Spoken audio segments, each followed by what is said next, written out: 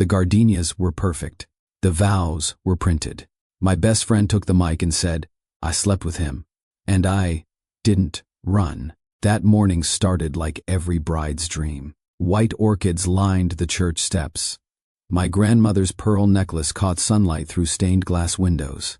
300 guests filled mahogany pews while my father squeezed my hand backstage, whispering that Mom would have loved this moment.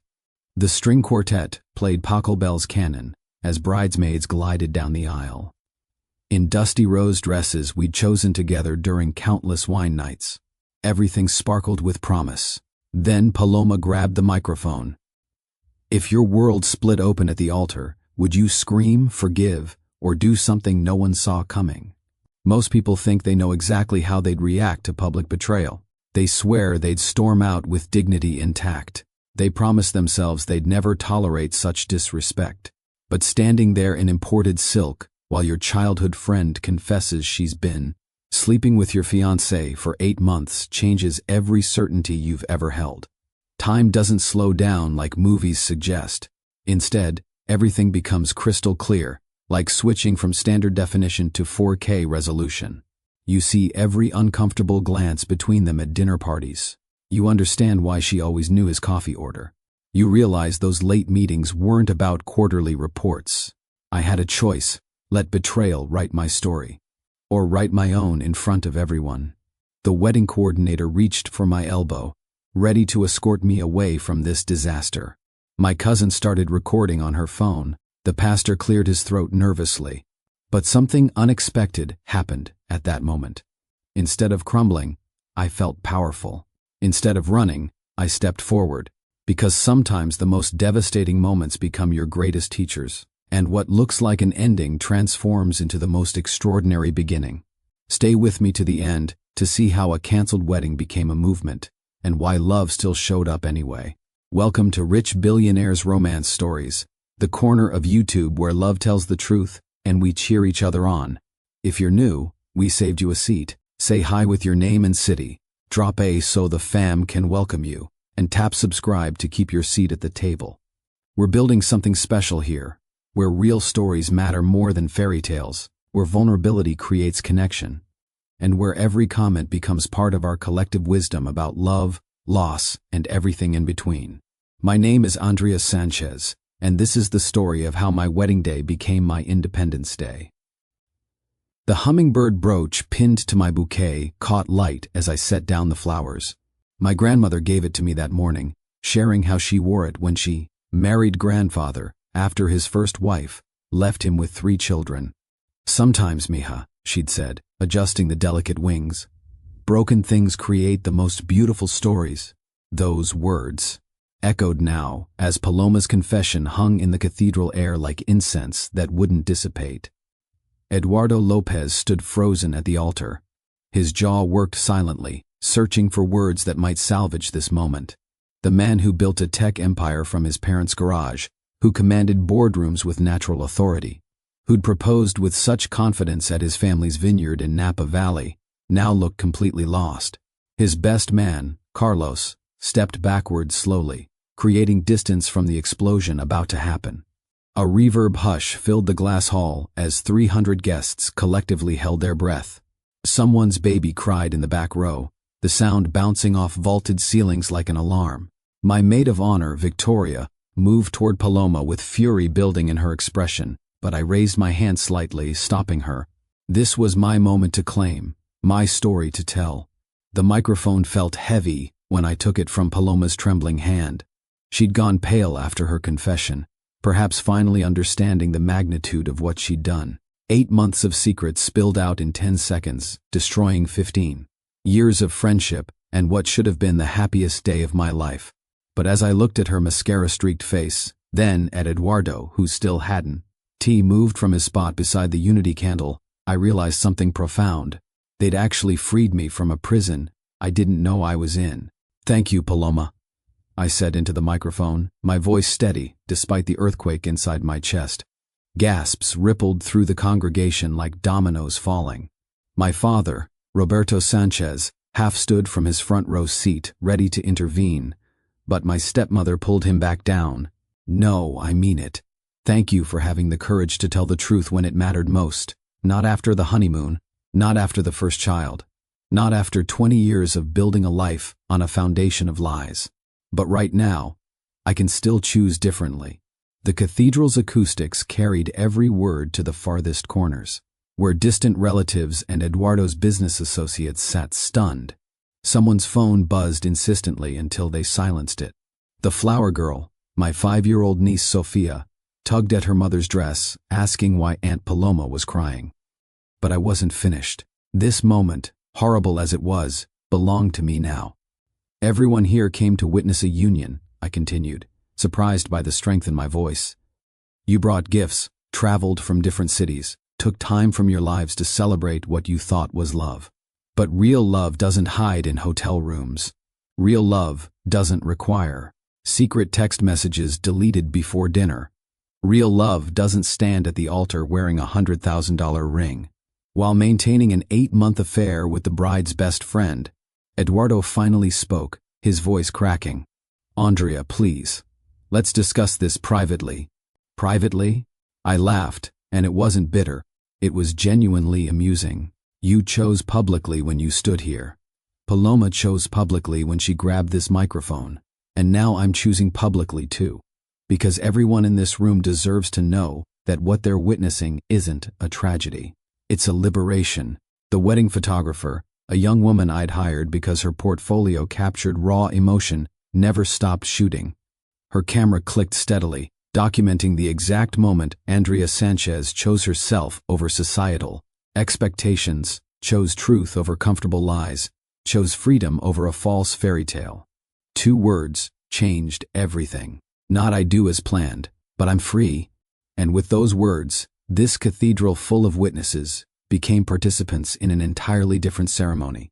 Because while Paloma thought she was destroying my wedding, she actually handed me the greatest gift, truth, before legally binding myself to deception. The story really began 3 years before that cathedral moment, when I was 28 and covered in flour at 4 in the morning. Sanchez Family Bakery had been my world since I could reach the counter on a step stool. My grandfather started it in 1962 with one oven and a dream of bringing authentic Mexican pastries to Los Angeles. By the time it passed to my father, we had 3 locations and a reputation for the best conchas in East LA. Love for me had always looked like dawn work. It meant showing up before the world woke, kneading dough while streetlights still glowed, creating something beautiful that would nourish strangers throughout their day. My parents taught me that real affection lived in small acts of service. My mother would wake at 3:30 to help my father proof the bread. He'd bring her café de olla exactly how she liked it, with cinnamon sticks and piloncillo. They'd work side by side in comfortable silence, their hands moving, in practiced rhythm, building something together before sunrise. That foundation shaped how I understood relationships. Love meant consistency, showing up especially when it was hard, creating something tangible that others could depend on. The bakery taught me that the best things require patience, proper timing, and trust in the process. You can't rush fermentation. You can't force dough to rise faster than it wants to. You simply create the right conditions and have faith. But that same upbringing left me with wounds I didn't recognize until much later. Growing up in a family business means everyone depends on you. If you don't show up, shelves stay empty. If you leave, tradition breaks. My older brother Miguel escaped to medical school, leaving me as the only child willing to carry the legacy forward. My younger sister Carmen pursued fashion design in New York, sending guilty texts about missing another Christmas at the bakery. I became the keeper of everyone's expectations, the reliable daughter, the one who stayed. And because I'd watched my mother pour herself into supporting my father's dream, I thought that is what love looked like, making yourself essential to someone else's vision, even if it meant shrinking your own. This created a deep fear of abandonment that I masked with competence. If I was indispensable, no one could leave. If I anticipated every need, I'd never be blindsided by loss. The morning routine at the bakery had become my meditation. Mix, knead, shape, bake, repeat. The familiar rhythm soothed anxiety I didn't want to name. Regular customers became extended family. Mrs. Chen arrived at 6:15 for her mocha concha. Miguel, different from my brother, picked up 24 donuts for his construction crew. Sophia grabbed empanadas for her kids' lunchboxes. I knew their orders, their stories, their struggles. The bakery wasn't just a business, it was a neighborhood heartbeat. My father would watch me work with pride, mixed with something else. Concern, maybe. Mija, he'd say, wiping his hands on his apron. You're 31 now, the bakery will survive if you take a vacation, maybe meet someone who doesn't just want free pastries. But I'd laugh it off, diving back into inventory spreadsheets or testing new recipes for vegan options to attract younger customers. Truth was, I'd had relationships. David, the accountant, who complained I smelled like yeast. Jason, the lawyer, who couldn't understand why I wouldn't sell the bakery for something more profitable. Antonio, the chef, who saw me as competition rather than a partner. Each relationship ended the same way. They wanted me to choose between the bakery and them, not understanding that asking me to abandon my family's legacy was like asking me to cut off my own arm. The Saturday I first saw Eduardo Lopez, he was arguing with a stray cat over a piece of bacon at Grand Central Market. Not arguing exactly, negotiating. The cat, a scrappy tabby with one torn ear, had stationed itself beside his table, staring with feline determination. Eduardo held the bacon strip like a negotiation chip, speaking to the cat in Spanish about fair trade and mutual respect. Look, compare, he said, breaking off a piece. We both know you don't need this. You've been working 3 other tables, but I respect the hustle. He placed the bacon on a napkin beside his chair. The cat approached cautiously, grabbed the offering, and darted behind a pillar. Eduardo smiled, returning to his breakfast, and the stack of architectural plans spread across his table. I was there picking up specialty chilies for our seasonal pan de muerto.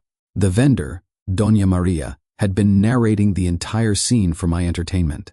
That one comes here every Saturday, she said, nodding toward Eduardo. Always shares his breakfast with the strays.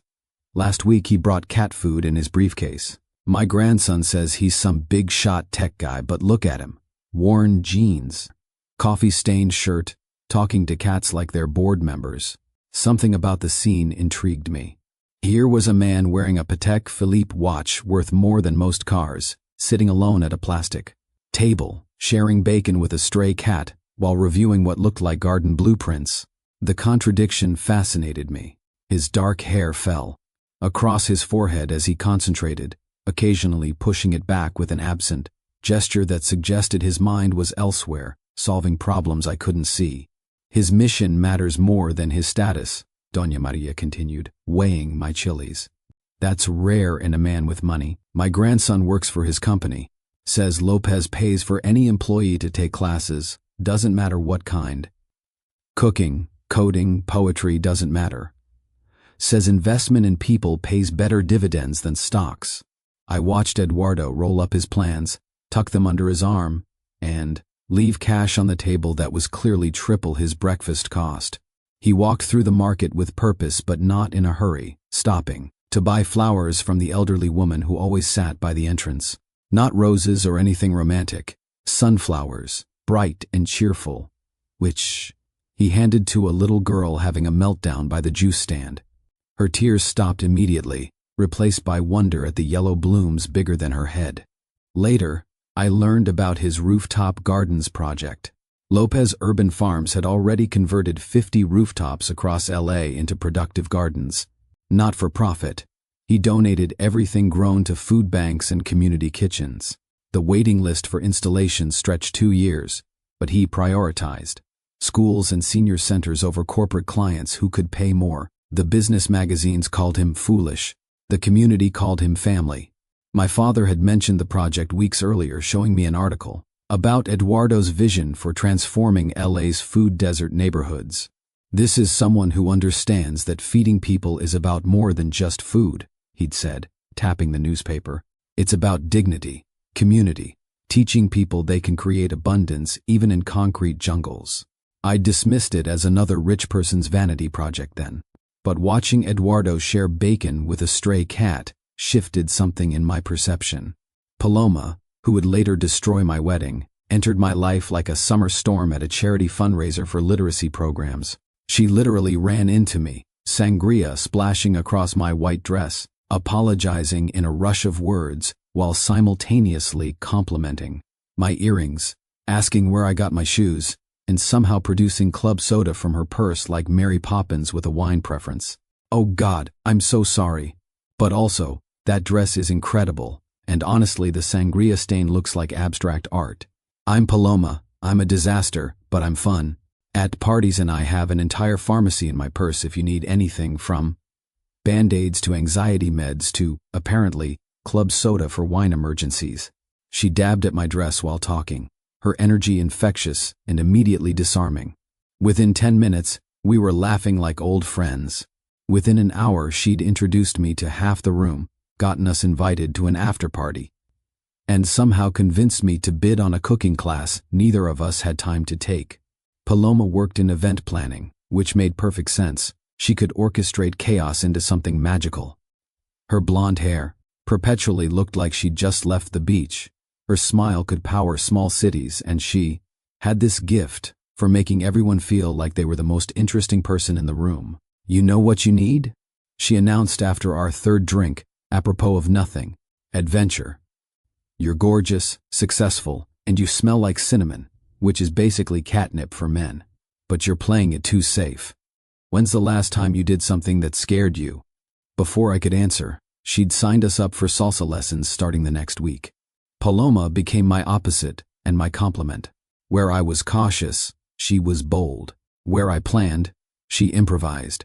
She'd show up at the bakery at dawn with coffee and gossip, helping me package orders while narrating her dating disasters with theatrical flair. She dragged me to gallery openings, underground concerts, pop-up restaurants, and abandoned warehouses. Life got brighter with Paloma around, more vivid and unpredictable. The trio dynamic formed naturally when Paloma met Eduardo at another charity event 3 months later. I'd finally worked up the courage to approach him about possibly supplying bread for his community garden events.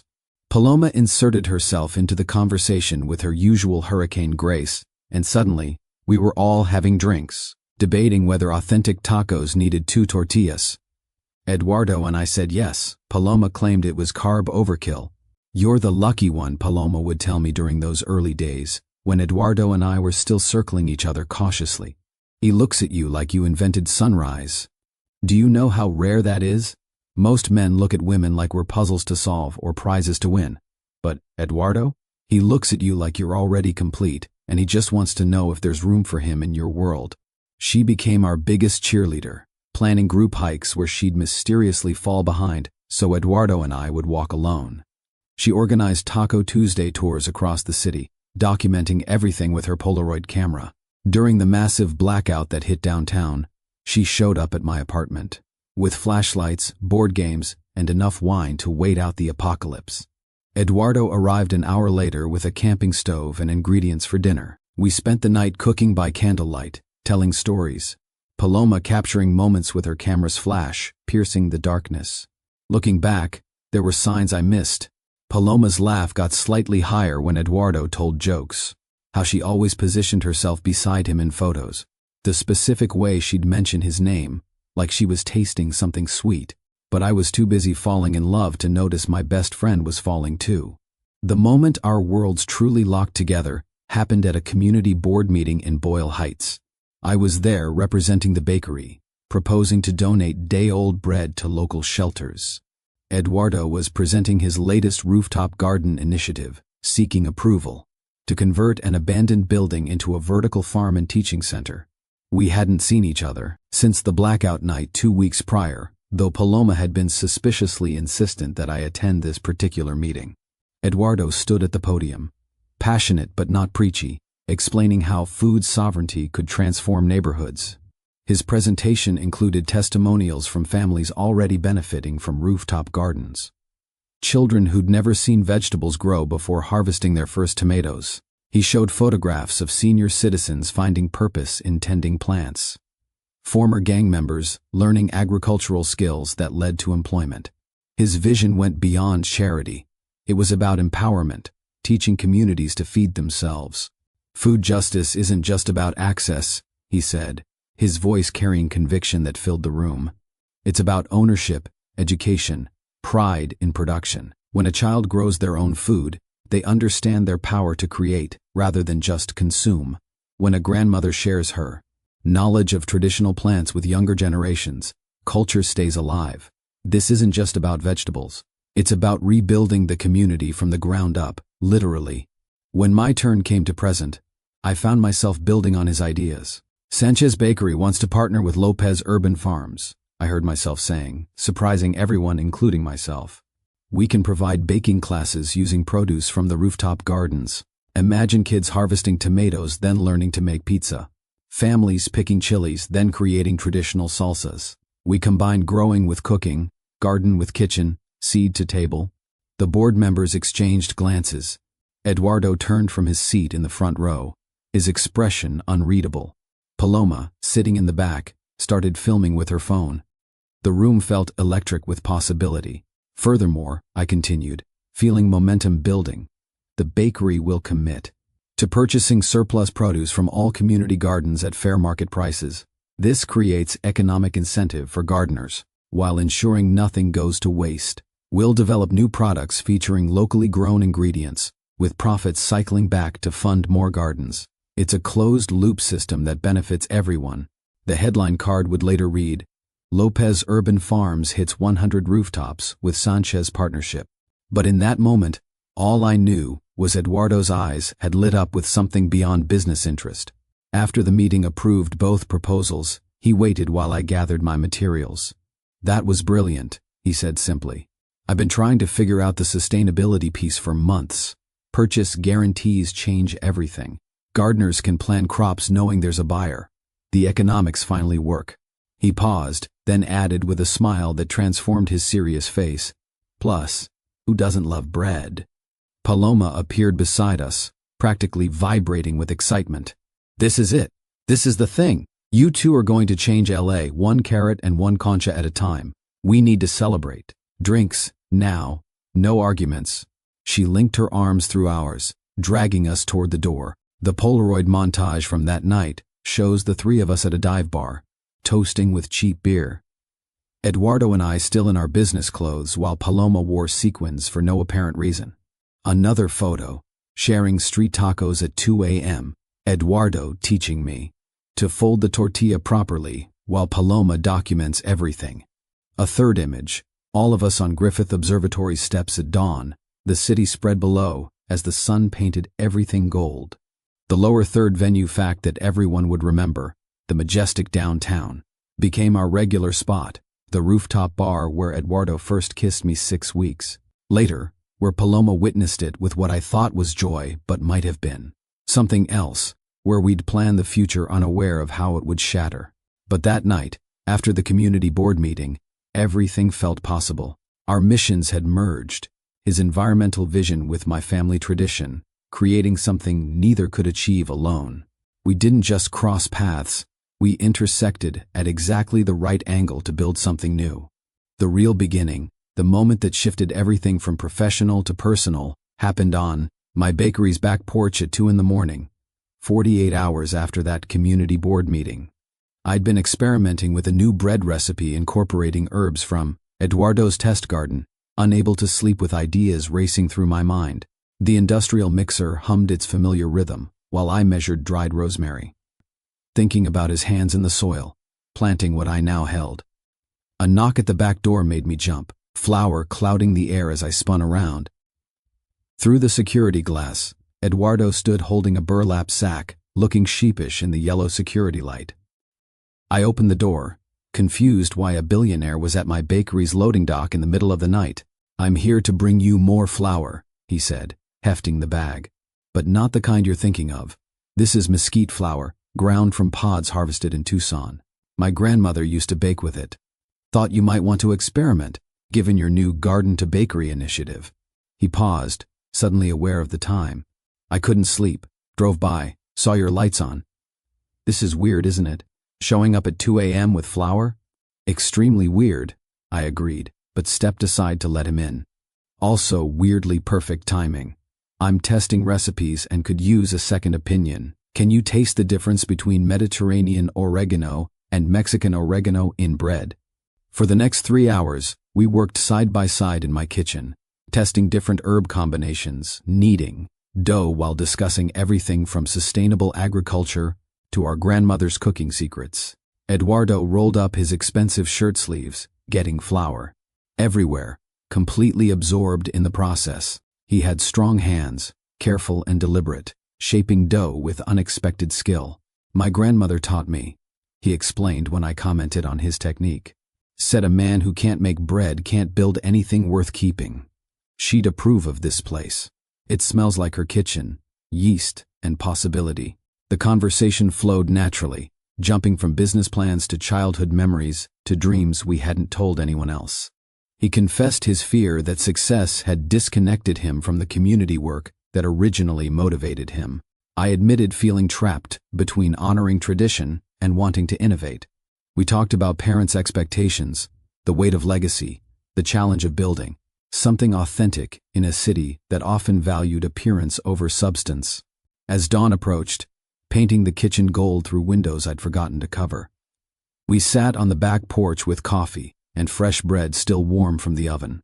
The city was quiet in that magical hour before traffic started, just birds announcing the new day and distant garbage trucks making rounds. Eduardo had flour in his hair, making him look younger, less like the polished businessman from magazine covers. "This is the best bread I've ever eaten," he said, and I knew he meant it. Not because the recipe was particularly special, but because we'd made it together, staying up all night like teenagers, creating something new from traditional ingredients. The kiss happened naturally, inevitably, like dough rising when conditions are right. He leaned toward me, pausing just before contact, giving me the choice. I closed the distance, tasting coffee and possibility. The kiss was gentle, exploratory, a question and answer combined. When we pulled apart, he smiled, not his public smile from charity events, but something private and wondering. "I should go," he said, not moving. "You probably need to open soon." "In 3 hours," I corrected, not moving either. "I could help with morning prep," he offered. "I'm already covered in flour." Paloma would later say she knew we were together the moment she saw us that afternoon, both exhausted, but glowing with that specific happiness that comes from unexpected connection. "You two have flour in your hair and the same stupid smile," she'd announced, taking a Polaroid before we could protest. "This is for your wedding album." The first real friction came 3 weeks later when Eduardo arrived at the bakery with a contractor and blueprints for a new ventilation system. He'd noticed me mentioning the kitchen got too hot during summer, took it upon himself to design a solution, and was ready to install it, all without asking. "It's energy efficient, solar powered, and will reduce your cooling costs by 60%, he explained, spreading blueprints across my father's old desk.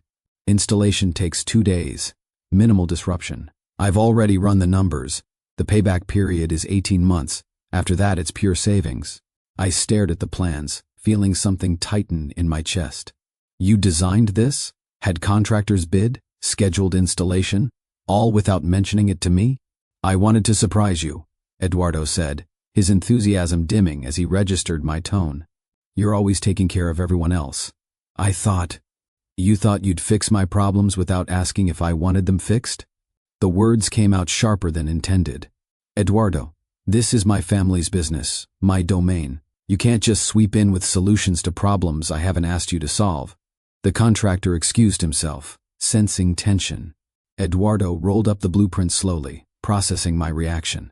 "I was trying to help." "I know," I said. Softer now, but still firm. "And the gesture is appreciated. But help means asking what I need, not deciding for me. This bakery survived 50 years without your ventilation system. What I need is a partner who respects my agency, not a benefactor who assumes I need saving." He sat down, really looking at me for the first time that morning.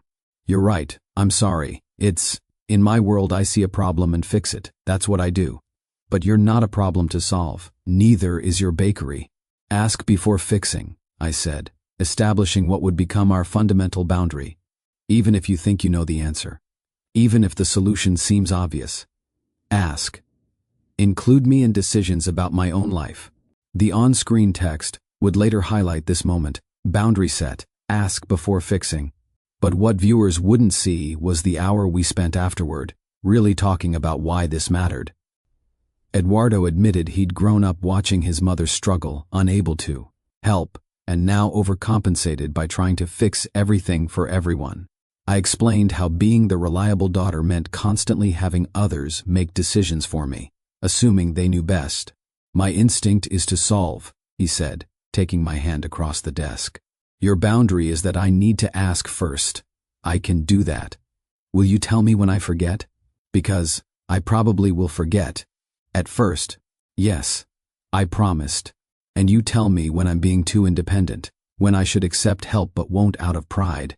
Paloma arrived then with lunch, finding us holding hands over rolled blueprints. Did someone die? You both look way too serious for a Tuesday. When we explained the conversation, she nodded approvingly. Good. Set boundaries early. My last boyfriend bought me a car without asking. Sounds romantic, until you realize it was really about control. She paused, then added with unusual seriousness. Eduardo, you're a fixer. Andrea, you're stubbornly independent. This only works if you both bend a little.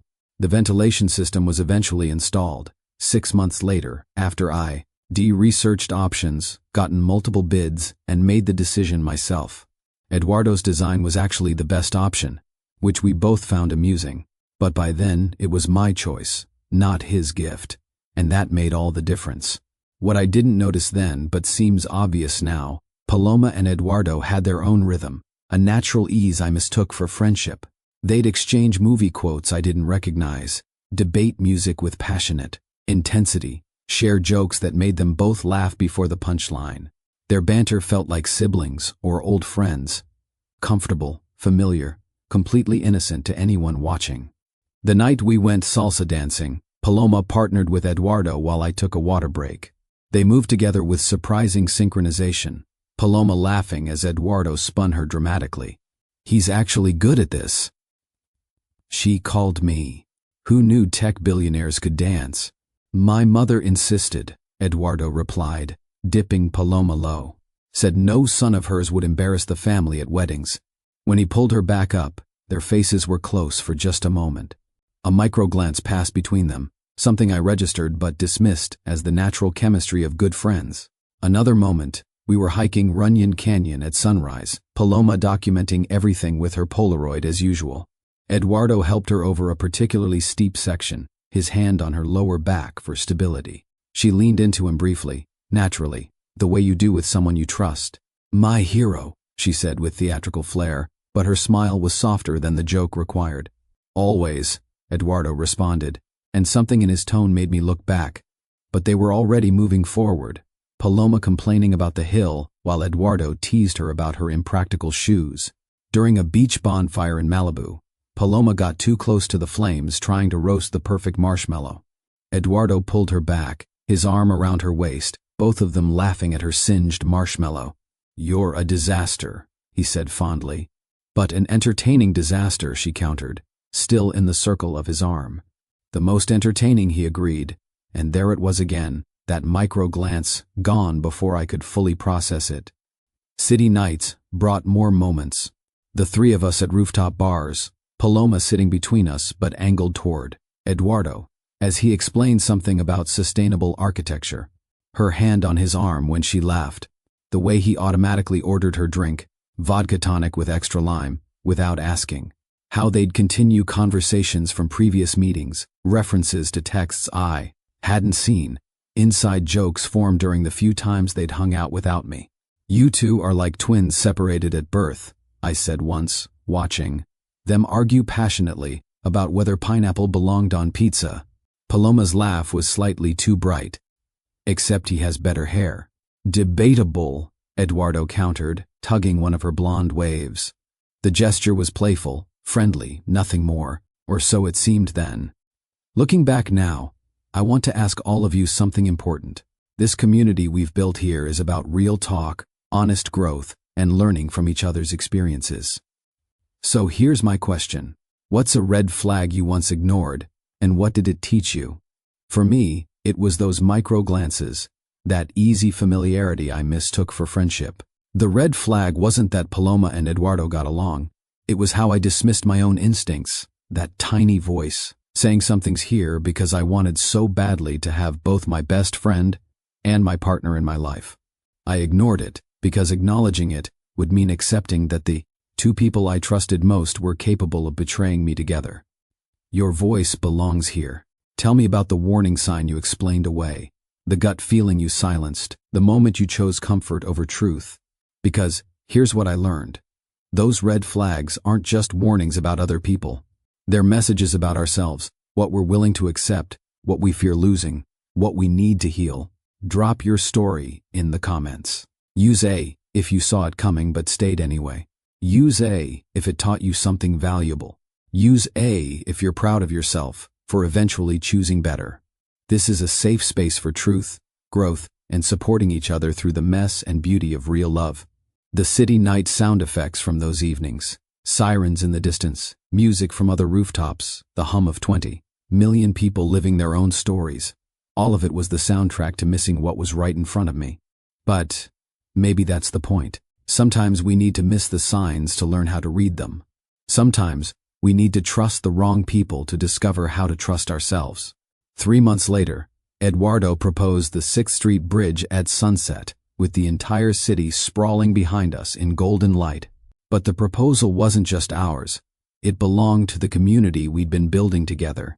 50 people from the rooftop gardens lined the bridge, holding sunflowers and signs that read, "She said yes before you asked, and we already planned the menu." The ring itself told a story that captured everything about who Eduardo had become to me. He didn't go to Tiffany's or some exclusive jeweler in Beverly Hills. Instead, he spent 3 weeks working with Rosa, a jewelry maker from Boyle Heights who'd learned her craft from her grandmother in Oaxaca. Rosa operated from a tiny studio above a laundromat, creating pieces that carried cultural memory in every curve and stone. "I wanted Andrea's grandmother involved," Eduardo explained later, showing me the design sketches. "So I asked Rosa to incorporate elements from traditional Mexican wedding, jewelry, the filigree work, the way light catches certain angles. Your abuela came too. 3 fittings, told Rosa stories about your grandfather's proposal, described the exact shade of your mother's eyes so Rosa could match the center stone.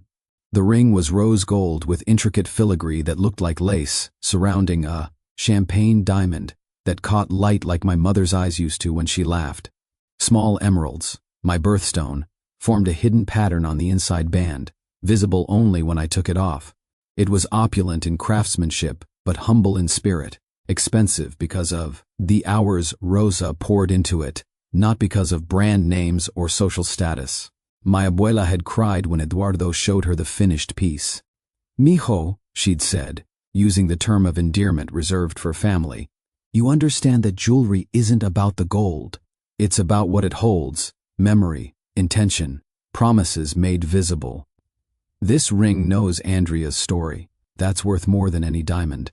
She'd pulled him close then, sharing advice that would later haunt me with its prescience. "Listen to small things, Eduardo. When a woman goes quiet, listen. When she smiles but her eyes don't, listen. When everyone says everything is fine, listen to what isn't being said. Small things become big things when we ignore them." The venue selection process revealed Eduardo's growth in understanding what I needed. He initially suggested the Peninsula Beverly Hills, 5-star luxury, celebrity, favorite, the kind of place that appeared in wedding magazines.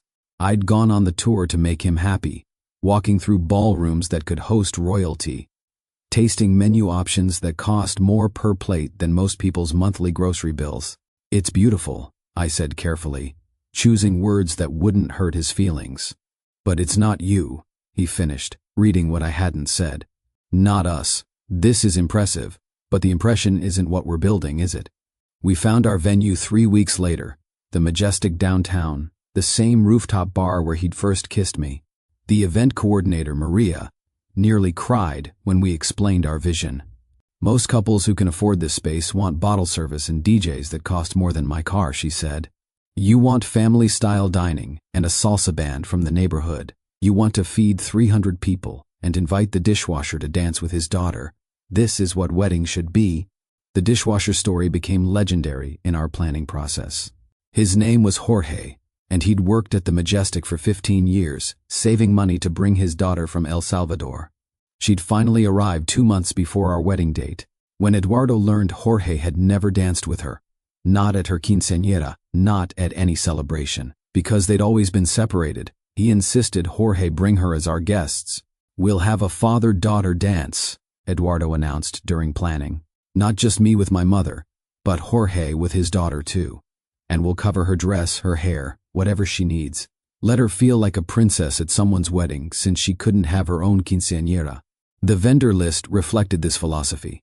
Opulence in quality, heart in selection. We hired Carmela's Flowers, a shop that employed formerly incarcerated women, teaching them floral design as a pathway to employment. Our photographer was Nina, who'd started her career documenting community events for free because she believed everyone deserved beautiful memories, not just people who could afford them. The bakery, obviously, would provide the cake, a 4-tier masterpiece featuring tres leches champorado, chocolate, and guava cream, decorated with sugar flowers that Rosa's sister crafted by hand. Every tier represented a different part of our story, flavors from both our childhoods combined into something new. For the rehearsal dinner, we chose rooftop salsa at the garden, where we'd held our 100th rooftop celebration. String lights crisscrossed between vegetable beds, tables made from reclaimed wood filled with food grown 50 feet from where we'd eat it. The band was 3 generations of the Morales family. Grandfather on guitar, father on trumpet, teenage granddaughter singing with a voice that could shatter hearts. "This is what wealth should look like," my father said that night, watching Eduardo dance with my abuela while Paloma filmed everything. "Not how much you spend, but how many people you lift up while celebrating." Paloma threw herself into maid of honor duties with her characteristic intensity. Planning my bridal shower at a sunflower farm in Ventura County, 50 women surrounded by acres of yellow blooms, drinking mimosas, and sharing marriage advice that ranged from practical to hilarious. She'd created a memory book where everyone wrote letters to my future self, sealed to be opened on different anniversaries. "For your first fight," one envelope read. "For when you remember why you chose him," said another. Paloma's contribution was sealed for the 10-year anniversary, her handwriting. Across the envelope, promising the truth you'll need by then. She seemed genuinely happy during planning, showing up to every dress fitting, organizing the bachelorette weekend in Palm Springs, coordinating with vendors when I got overwhelmed. But there were moments, fleeting and easy to dismiss, where something felt off. A distance, or couldn't quite name, like static on a phone line that doesn't drop the call but makes every word slightly unclear. "You're getting everything you ever wanted," she said one afternoon, while we addressed invitations at the bakery.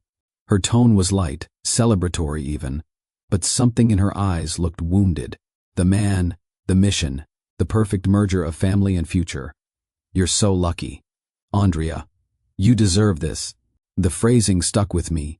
"You deserve this," like she was trying to convince herself as much as me, but I dismissed it, assuming she was reflecting on her own dating struggles.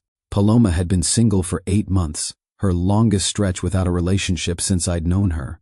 She'd joke about being a professional third wheel, but sometimes the jokes had edges. "Espresso and miracles," she'd said during one particularly long planning session, holding up her coffee cup in a mock toast. "That's what it takes to watch your best friend plan a perfect wedding while you can't even get a second date." She laughed, but didn't meet my eyes. "I'm kidding. Mostly. I'm happy for you." "Really?" The distance grew in ways I noticed but didn't question. She started responding to texts hours later instead of immediately. She'd suggest group hangs instead of our usual one coffee dates. When I asked if everything was okay, she'd flash that megawatt smile and change the subject, usually to wedding details or bakery business. 3 weeks before the wedding, she showed up at my apartment at midnight with wine and red eyes that suggested she'd been crying. "Tell me I'm doing the right thing," she said, which made no sense because she wasn't doing anything specific that I knew of. What thing? I asked, pulling her inside. Being your maid of honor. Standing up there. Watching you marry him. Tell me I'm strong enough. She was drunk, I realized, not stumbling but speaking with that careful precision that suggests someone's working hard to appear sober. Paloma, what's going on? Did something happen? Everything's fine, she said too quickly. I'm fine. Just pre-to-wedding emotions, you know? Thinking about what it means to watch your person find their person. It's beautiful. It hurts. Both things can be true. She hugged me then, holding on longer than usual. You're going to be so happy. Promise me you'll be happy. I promise, I said, confused by the intensity. Are you sure you're okay? Espresso and miracles, she repeated, her standard deflection. I just need sleep and perspective. Ignore drunk Paloma. She's emotional and dramatic. Looking back, that was the moment I should have pushed harder, asked the difficult questions, listened to what her silence was screaming. But I was 3 weeks from my wedding, drowning in final details, trusting that my best friend would tell me if something was truly wrong. Before we go further into what happened next, I need to pause here and connect with you. Because this story isn't just about my wedding or my betrayal. It's about all the moments we ignore our instincts. All the times we choose comfort over truth. All the ways we learn to trust ourselves through breaking. If this is feeding your courage, tap like so it reaches one more person who needs it. Share this with a friend who's navigating complicated relationships, who's questioning their gut feelings, who needs permission to honor what they know, even when they can't prove it. Your engagement literally changes who sees this message, and somewhere out there is a woman who needs to know she's not crazy for feeling what she feels.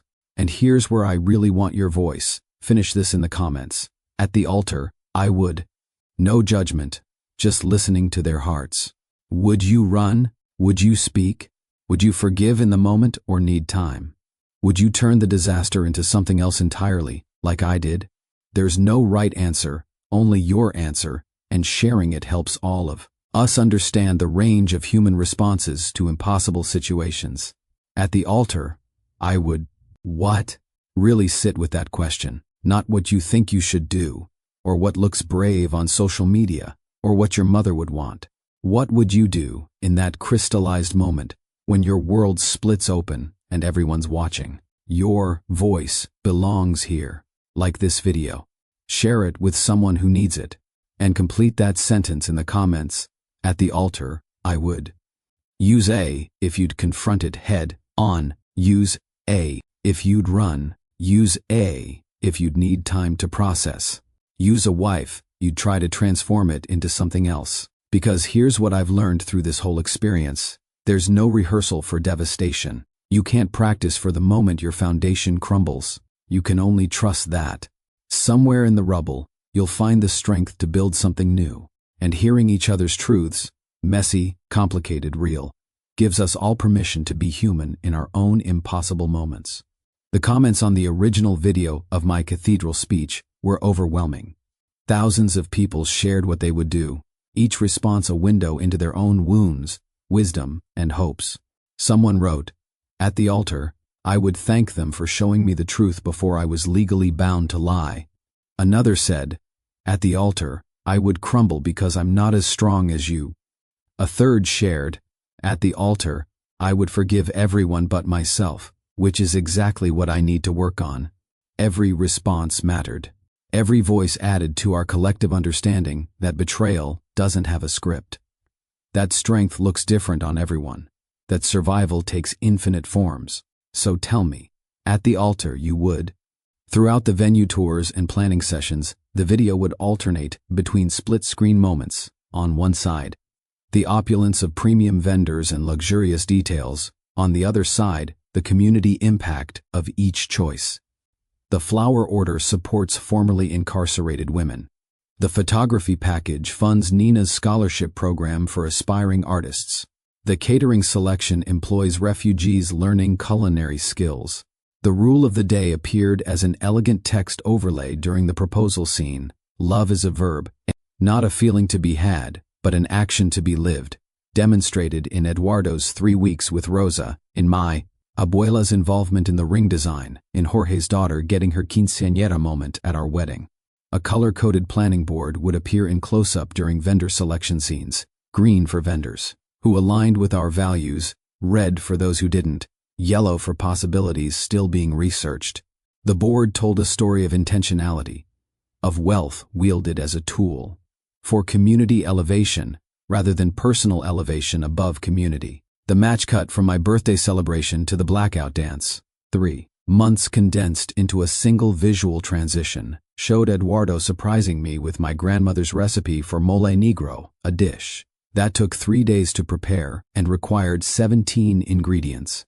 He'd learned it from my abuela in secret, spending weekends in her kitchen, documenting every step so the recipe would never be lost.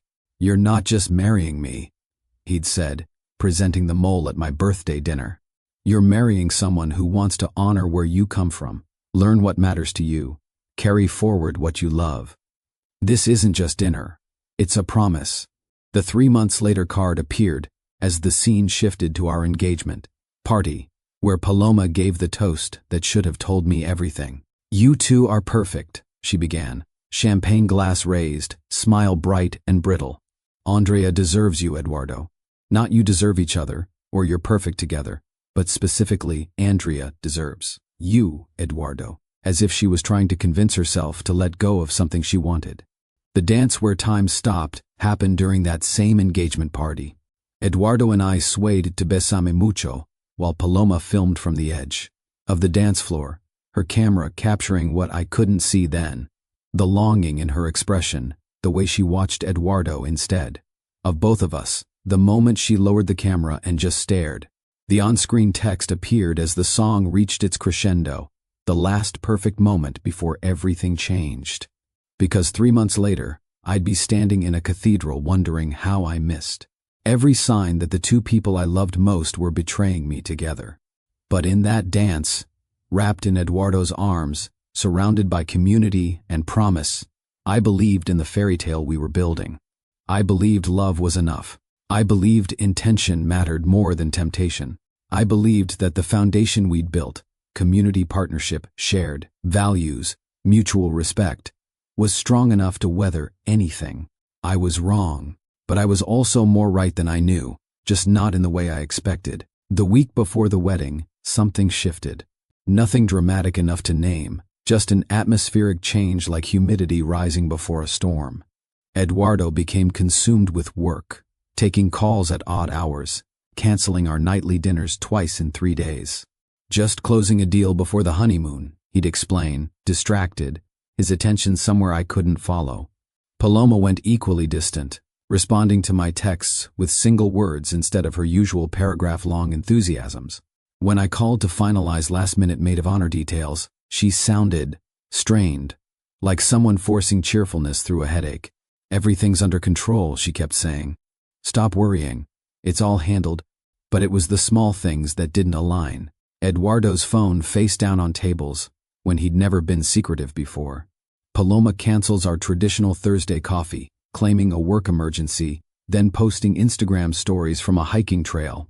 The two of them both unavailable for our final venue walkthrough, sending apologies separately, but within minutes of each other. I'd catch Eduardo staring at nothing, his expression troubled, then snapping back when I asked what he was thinking.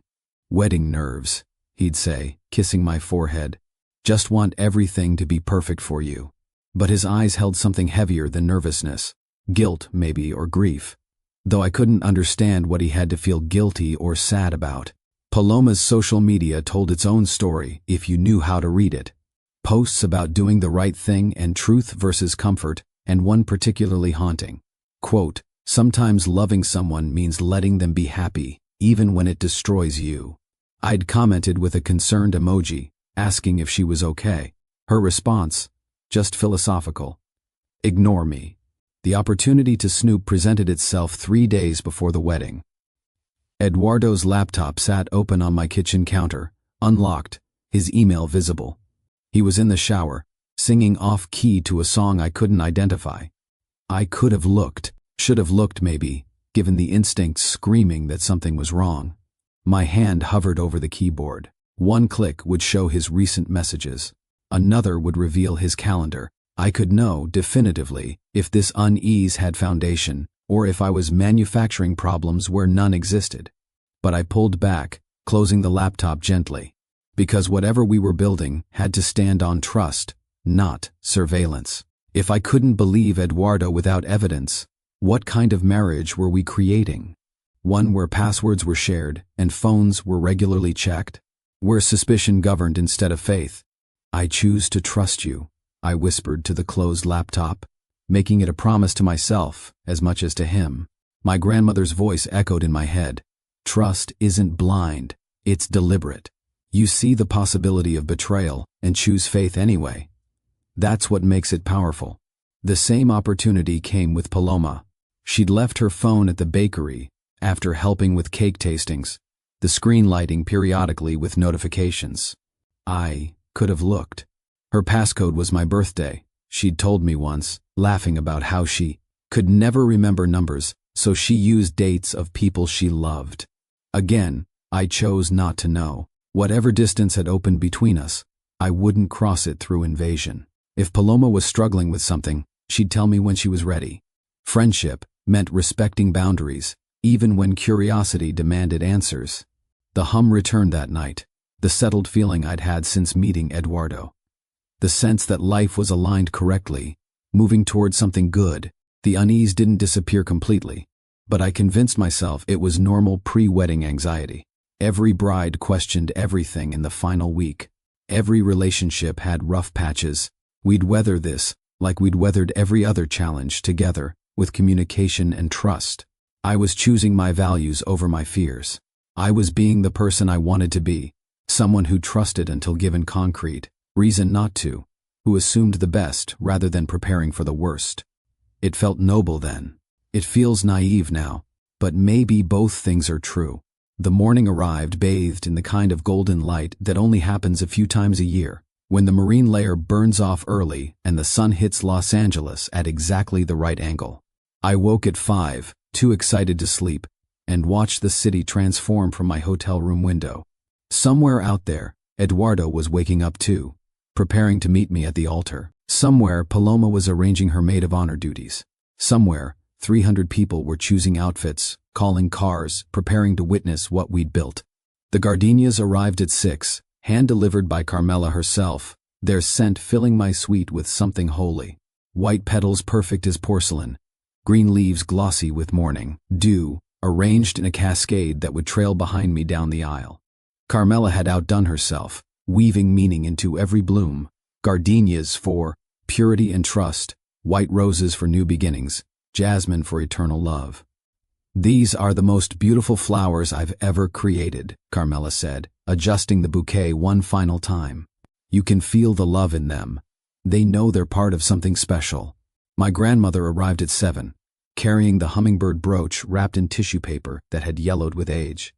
Her hands shook slightly as she pinned it to my bouquet, the tiny jeweled bird, catching morning light and throwing rainbows across the hotel room walls. "Your grandfather gave this to me the morning of our wedding," she said, her accent thicker with emotion. "His mother wore it, and her mother before that. It's seen 50 years of my marriage, the beautiful parts and the hard parts. It holds all of it, mija. Joy and sorrow, triumph and struggle. That's what marriage is. Both things together." She touched my face, her palm warm and papery. "You look like your mother. She would be so proud of who you've become, not because you're getting married, but because you've stayed true to yourself while opening your heart. That's the real achievement." The brooch felt heavy with history, with all the women who'd worn it before me, with the weight of promises made and kept. I thought about my grandmother dancing with my grandfather at their 50th anniversary. How he'd held her like she was still the girl he'd married 5 decades earlier. That's what I wanted. Longevity, loyalty, love that deepened with time. Thunder rumbled in the distance, unusual for June in Los Angeles, but the weather report promised clear skies. Just a passing anomaly, nothing to worry about. The storm would miss us completely. Or so I thought. The week before appeared as the scene transitioned from engagement, party joy to the unsettled final days, marking the temporal shift. The card lingered long enough for viewers to understand we were entering the danger zone. The the week where everything that had been building would finally surface. During the trust scene, a slow-motion close-up showed my hand hovering over Eduardo, his laptop keyboard, fingers trembling slightly, the cursor blinking on the screen. The moment stretched, building tension. Before I closed the device, the camera caught the reflection of my face in the laptop's black screen. Determination mixed with fear, nobility mixed with naivety. The gardenia slow-motion sequence captured Carmela's hands arranging each bloom. Dewdrops sliding down petals, the scent made visible through soft focus light. The camera lingered on individual flowers, their perfection almost painful, their fragility obvious.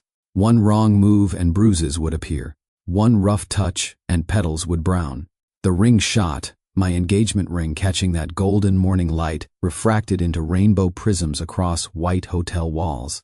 The filigree work Rosa had spent weeks perfecting. The champagne diamond my abuela had helped select. The hidden emeralds visible only when the ring turned. Every detail held intention, care, promises made in metal and stone. The brooch pin moment happened in extreme close-up.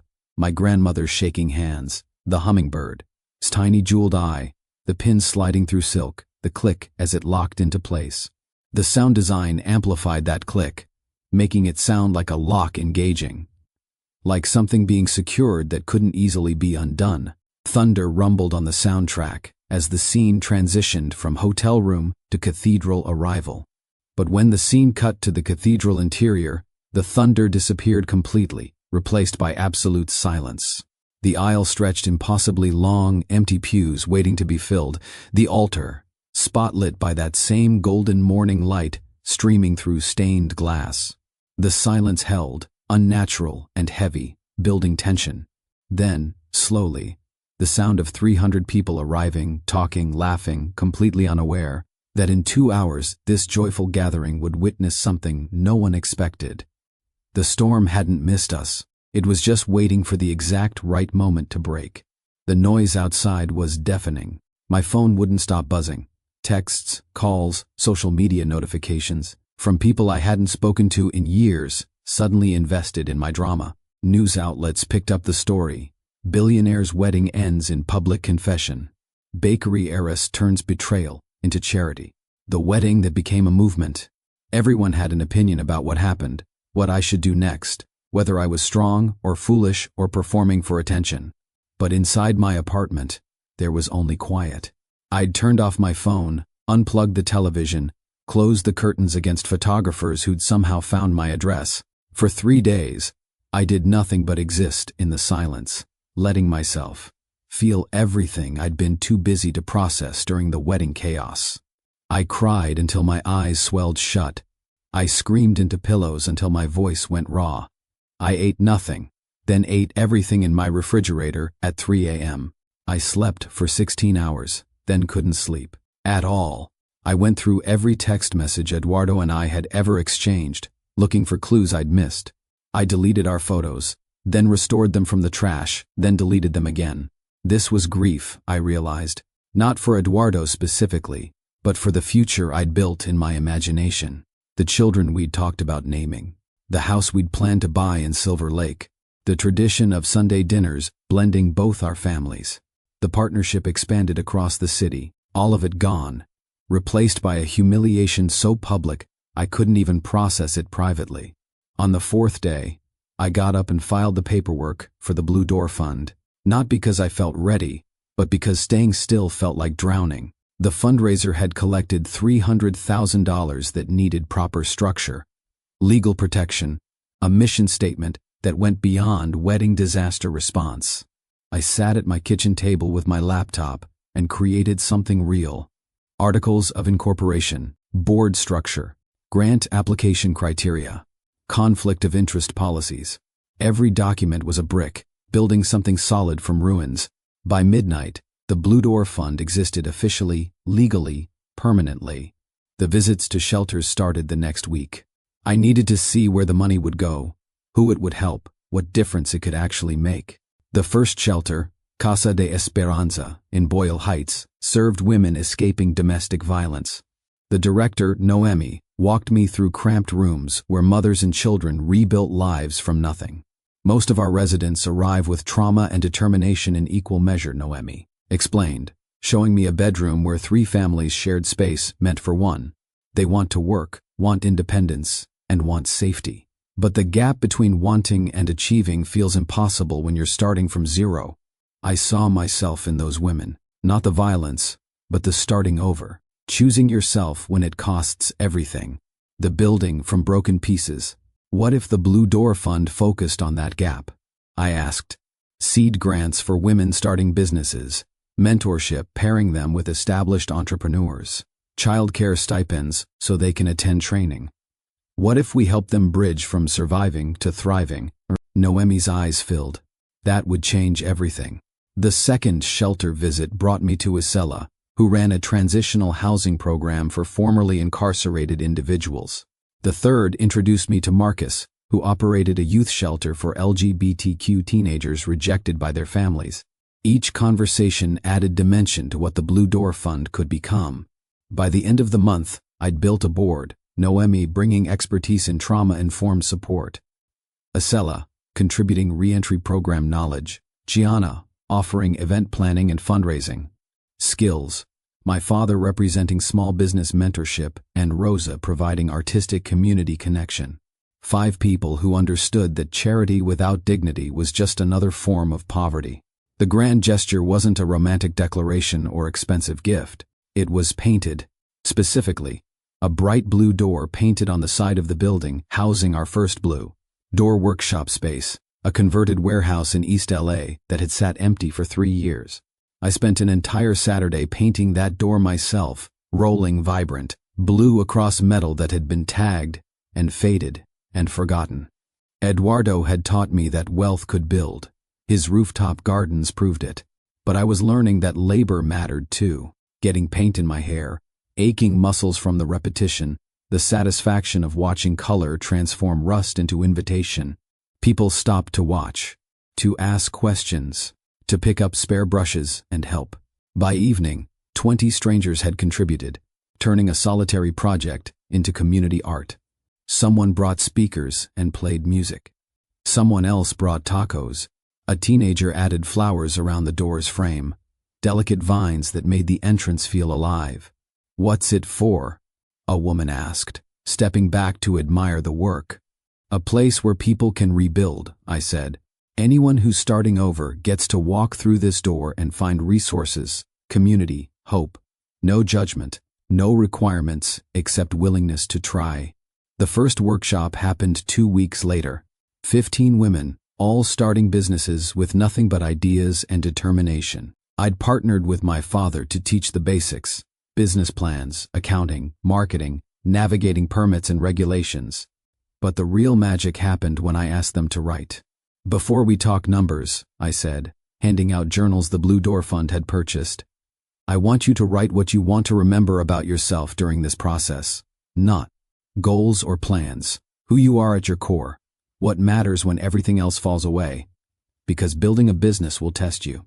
You need to know what you're protecting." The room went quiet, except for pens on paper. I wrote too, capturing what the cathedral moment had taught me.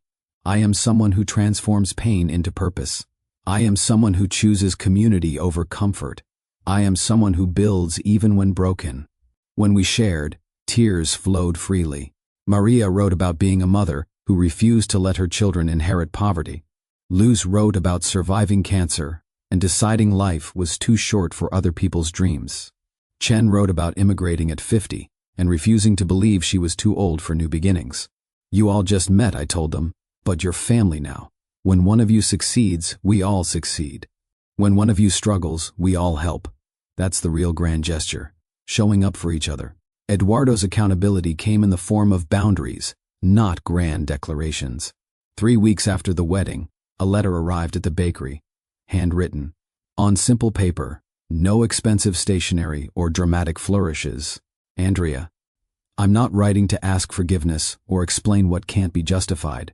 I'm writing to tell you what I'm doing to become someone worthy of the friendship we built, even if the romance is gone forever.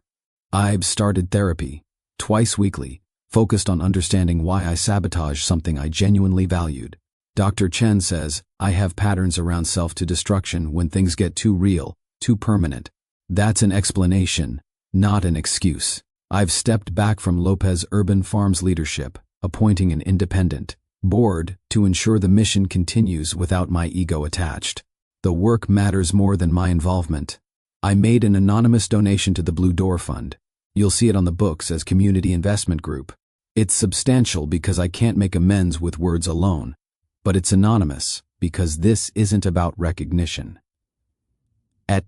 I'm respecting your boundary of no contact. This letter is the last you'll hear from me, unless you reach out first.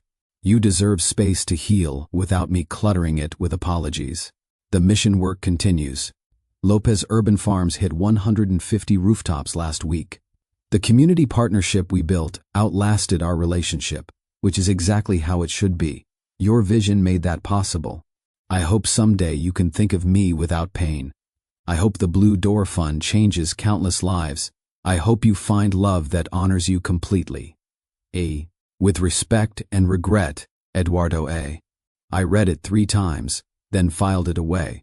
Not forgiveness, but acknowledgement. He was doing the work, respecting boundaries, letting go. That mattered, even if it didn't change what had happened. The anonymous donation appeared on our books the next week. $100,000 with no strings attached. Gianna called, excited and confused. Do we know who the Community Investment Group is? We do, I said. And we accept it gratefully because the mission matters more than the source. The mission work did expand. Lopez Urban Farms continued thriving under new leadership. The Blue Door Fund graduated its first class of entrepreneurs, all 15 women launching businesses with our support. The partnership we'd envisioned kept building, just not with us building it together. Paloma's reckoning took longer and cut deeper. Her handwritten apology arrived 6 weeks after the wedding, 12 pages of small, careful script that had clearly been written and rewritten until the words felt true. She didn't minimize or excuse. She traced the timeline honestly, how attraction started innocently, how she convinced herself I wouldn't be hurt by what I didn't know, how she planned to disappear after the wedding rather than confess, how guilt finally overwhelmed self-preservation at the altar. I told myself I was protecting you by staying silent, she wrote, but I was protecting myself from consequences. The confession wasn't brave. It was the absolute minimum decency required, and it came so late it destroyed everything anyway. She described starting therapy every Thursday, not to earn forgiveness, but to understand why she'd sabotaged the friendship that mattered most. Her therapist identified patterns of competing for attention, of measuring self-worth through desirability, of confusing intensity with intimacy. I'm learning I don't know how to love people without trying to possess them, she wrote. Watching you and Eduardo build something beautiful made me want to be part of it. But I didn't know how to just celebrate with you. I had to insert myself, even when insertion meant destruction. The apology to Rosa came third hand. I heard from Carmela that Paloma had spent an afternoon at Rosa's studio, apologizing for the harm her choices caused to the community partnership, to the wedding Rosa had invested in emotionally, to the disruption of something beautiful. Rosa, with characteristic grace, had responded, apologizing is necessary, changing is mandatory. Show me through actions that you understand the difference. Paloma gave me space. No texts, no calls, no showing up at the bakery or workshops. Just that letter, then silence, letting me decide if reconciliation was even possible. The space felt both relieving and lonely. I missed my friend while hating what she'd done, loving who she'd been while grieving who she'd become. Therapy Thursdays became her accountability marker. Every week, without fail, working on herself.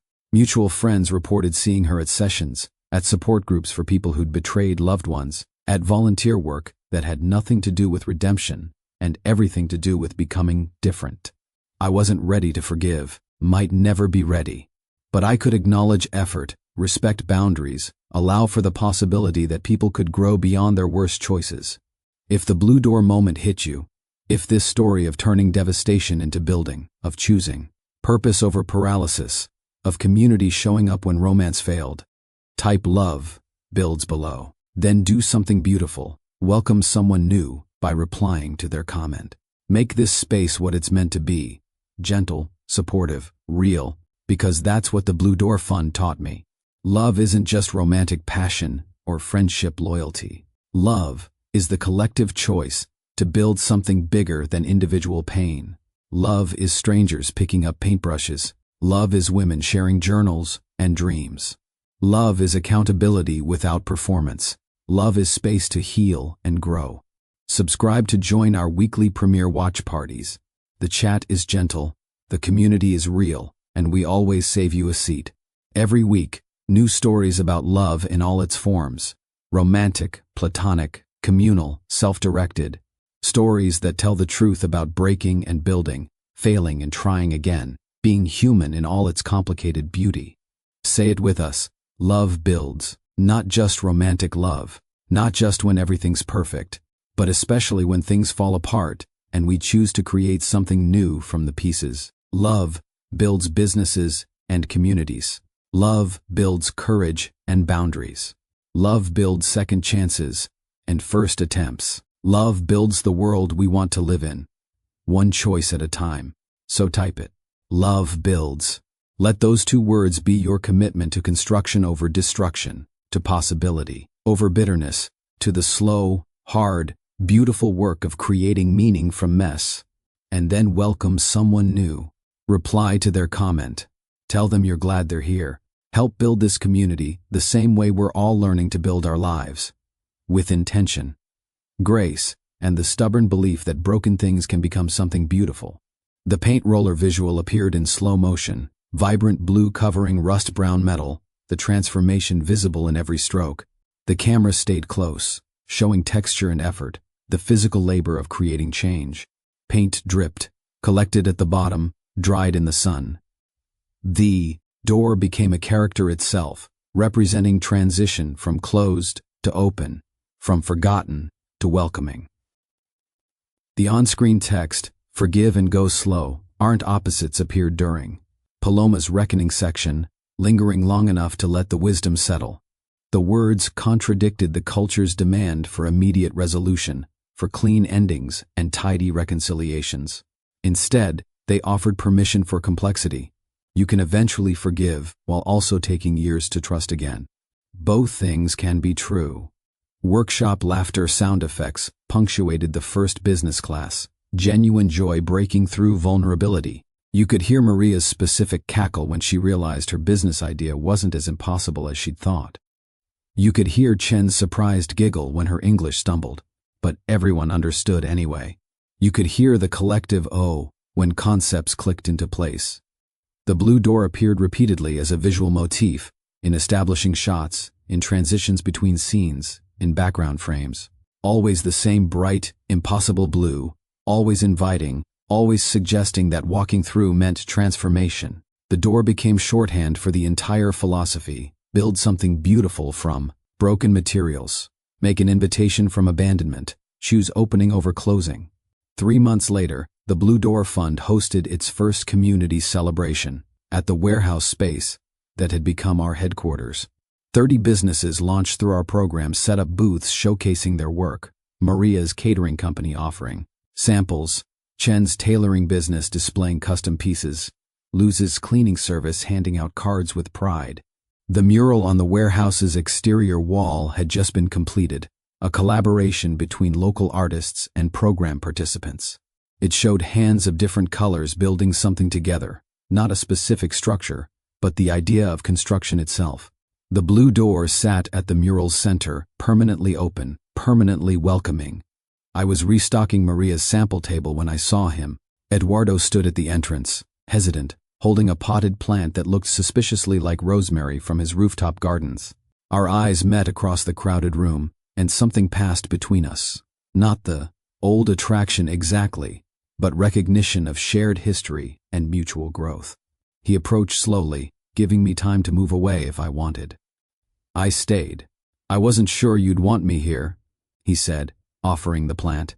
"But Noemi said the fund was celebrating." And I wanted to see what you built. What we started building, technically. Even if I destroyed the we part. You can stay, I said, accepting the rosemary. This celebration belongs to the community, not my personal comfort. Besides, I'm learning that avoidance isn't the same as boundaries. We stood in awkward silence for a moment, watching people browse booths and share stories. The band, different from the wedding but equally talented, played background music that encouraged conversation without overwhelming it. You look different, Eduardo observed. Not physically. Something else. I love myself more than I used to, I said, surprised by the honesty. The words came from Dr. Morrison, my therapist, who'd helped me understand that the cathedral moment wasn't just about Eduardo and Paloma.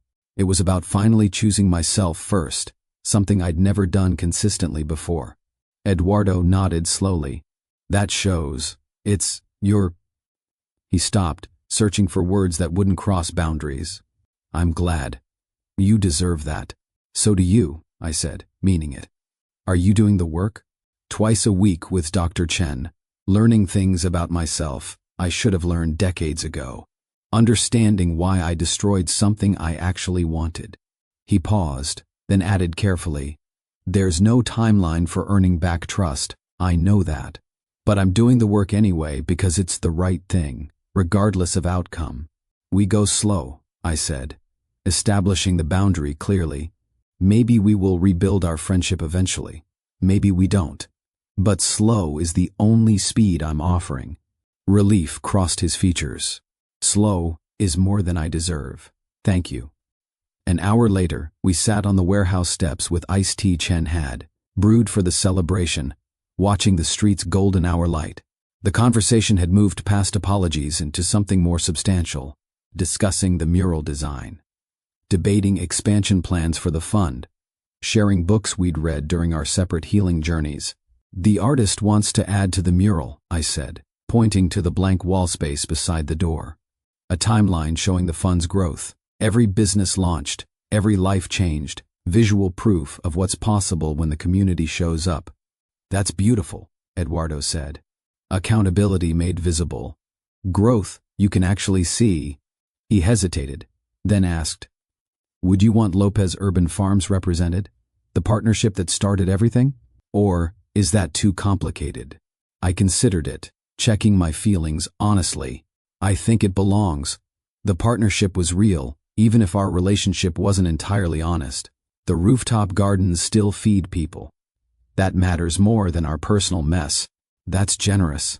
It's truthful, I corrected. Generosity implies I'm giving you something extra. Truth is just acknowledging what actually happened. We built something good together before you destroyed the US part. Both things can exist. The air between us felt different than it had 3 months ago. Not the charged attraction from our early days, but something steadier. Possibility without pressure. Hope without expectation. The kind of foundation that might, eventually, support friendship if we both kept doing the work. I miss talking to you, Eduardo admitted. Not romantically necessarily, though I'd be lying if I said I didn't think about what we could have been. But I miss your mind, your perspective, the way you see solutions I'd never consider. I miss that too, I said honestly. But missing something doesn't mean we're ready to have it back. Slow, remember? Slow, he agreed. Which looks like what, specifically? So I don't accidentally cross boundaries while thinking I'm respecting them. I appreciated the question, the asking instead of assuming, the clarity instead of guessing. It looks like events like this, where we're both present, but the focus is the mission. It looks like occasional coffee if we're both comfortable. It looks like honest communication about what feels okay and what doesn't. It looks like there are no guarantees and complete honesty about the path forward. No guarantees, honest path, Eduardo repeated. I can do that. We sat in comfortable silence as the celebration continued around us. Chen brought us plates of food. Maria hugged us both, unaware of the complexity. Luce's daughter performed a dance she'd been practicing, her joy uncomplicated and contagious. This was healing, I realized. Not the dramatic reconciliation movies promised, but the slow reconstruction of trust through consistent small actions. Truth creates oxygen for something new to grow. Later that evening, after the celebration ended and I was locking up the warehouse, Noemi helped me stack chairs while sharing observations from the day. "You and Eduardo, there's something different there now," she said, not prying but offering space if I wanted to talk. "We're learning that truth is love's oxygen," I said, repeating something Dr. Morrison had taught me. "Without it, everything suffocates eventually. What Eduardo and I are building now, maybe friendship, maybe nothing, it at least has oxygen. That's more than the romance ever had." Noemi nodded thoughtfully. "You could have destroyed him publicly, posted everything online, used your platform for revenge. Why didn't you?" "Because self-respect isn't the same as revenge," I said, organizing donation receipts. "Destroying him wouldn't have healed me. It would have just spread the poison around. This," I gestured to the warehouse, the mural outside, the evidence of 30 businesses built. "This is what healing actually looks like. Creating instead of destroying. The boundaries you set with him, though," Noemi continued, "they're firm. Some people might call that unforgiving. Boundaries protect maybe tomorrow," I explained, using another phrase from therapy. "I'm not saying never to Eduardo, or never to Paloma eventually. I'm saying not yet, not until it's actually safe, not until trust is earned through action. That's not punishment, it's wisdom." We worked in silence for a moment before Noemi asked the question I knew was coming. "Do you forgive them?" "I'm learning that forgiveness doesn't mean instantly trusting again," I said carefully. "I can forgive Eduardo for being human and flawed, while also requiring years before I'd consider romantic reconciliation. I can forgive Paloma for self-destructing while also needing distance until she proves real change. Forgiveness and trust operate on different timelines." "Pain to purpose," Noemi said, looking around the warehouse. "That's what you did. Turned the worst day into this movement." "Community saved me," I admitted. "If I'd processed that betrayal alone, I would have drowned in it. But everyone who showed up at that reception, everyone who donated, everyone who believed the mission mattered more than my personal disaster. They carried me until I could stand again. That's the real story. Not my strength, but the community's power." We finished stacking chairs, and Noemi hugged me before leaving. "Your grandmother would be proud. You took wealth, the wedding budget, Eduardo's donation, all of it, and used it as a tool to lift others instead of just cushioning yourself. That's rare." Alone in the warehouse, I walked through the space one final time, noting what needed attention tomorrow. A leaky faucet in the bathroom, new chairs for the workshop space, better lighting over the resource library. Each item on the mental list was a small act of building, of tending, of choosing construction over destruction. Healing wasn't linear, Dr. Morrison reminded me weekly. Some days I felt strong and purposeful. Other days I cried in the bakery storage room, grieving what I'd lost. Both responses were valid. Both were part of the process. Both deserved space and respect. I locked the blue door from the outside, the deadbolt clicking into place with satisfying finality. The mural glowed in the streetlight, hands building something eternal. The warehouse sat quiet now, resting until tomorrow's workshop brought it back to life. The city hummed around me, traffic on distant freeways, music from nearby apartments, the eternal rhythm of Los Angeles being itself. I used to find that hum overwhelming, too much noise demanding too much attention. Now it felt like accompaniment, the soundtrack to millions of people building their own lives, making their own choices, surviving their own disasters. My apartment welcomed me an hour later, small and familiar and entirely mine. The hummingbird print hung by the window, the same image as the brooch my grandmother had pinned to my wedding bouquet. I'd had it framed, turning a symbol of what I'd lost into a reminder of what I'd gained. The ability to hover, to change direction mid-flight, to find sweetness in unexpected places. I made chamomile tea and sat by the window, watching the city lights compete with stars. Tomorrow would bring new challenges, grant applications to review, businesses to mentor, healing to continue pursuing. But tonight, I could rest in the quiet knowledge that I'd chosen myself, chosen truth, chosen building over breaking. The wedding that didn't happen became the movement that did. The love that failed became the foundation for love that endured. Not romantic, but communal. Not perfect, but real. I was learning slowly and imperfectly that maybe that was enough, but Andrea's journey of healing was about to get complicated in ways she never expected. Because across the city, in a lawyer's office that specialized in estate disputes, a document was about to surface. A will, allegedly signed by Andrea's late grandfather, that changed everything about the bakery's ownership. And the rival heir claiming half of Sanchez family bakery? Someone Andrea had trusted. Someone who knew every vulnerable detail of her life. Someone whose betrayal would make Eduardo and Paloma's deception look simple. Plus, there was the architect, the one who kept showing up at Blue Door events with quiet support and kind eyes, and absolutely no agenda except being genuinely, devastatingly decent. The one whose kiss at next month's fundraiser would change everything Andrea thought she knew about second chances. A rival heir, a forged will, and a kiss that changes everything. Join us next week for When the Will Reads Wrong, How I Fought for My Legacy and Found Love in the Battle. Before you go, I need you to know something. Your family here. This isn't just a channel you stumbled across. This is a community we're building together, story by story, comment by comment, honest conversation by honest conversation. So here's what I'm asking. Like this video, if Andrea's story fed something in you, courage, perspective, permission to be messy and real, subscribe and ring the bell so you never miss a premiere. We drop new stories every week, and the community that shows up live in the chat, they're gentle, thoughtful, and save you a seat. Comment your favorite line from this story and where you're watching from. Tell me what hit you hardest, what you'll carry forward, what resonated in your own journey. We'll shout out 3 thoughtful comments at the start of the next episode. Not the longest or cleverest, but the most real. Because here's what I learned through the Blue Door experience. We need each other's stories. We need to know we're not alone in the breaking and the building. We need permission to heal slowly, to set boundaries, to choose ourselves without apologizing. Your comment could be that permission for someone else. Your story could be the lifeline someone needs today. Your presence in this community matters more than you know. So tell me, what's your favorite line? Where are you watching from? What did this story teach you about your own healing? Type it below. Let's build something beautiful together.